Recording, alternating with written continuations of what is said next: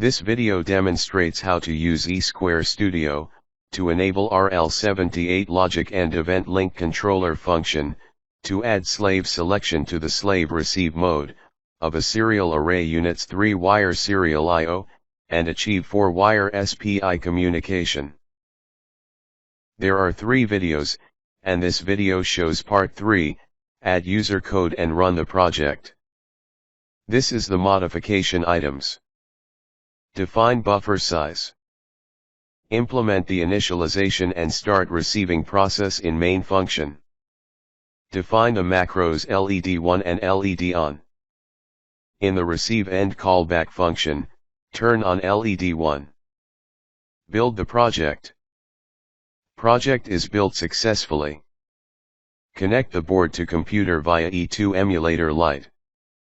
Set up the master transmit data to the RL78 G23 board.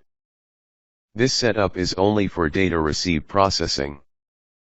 Open Debug Configurations dialog to configure the debug session.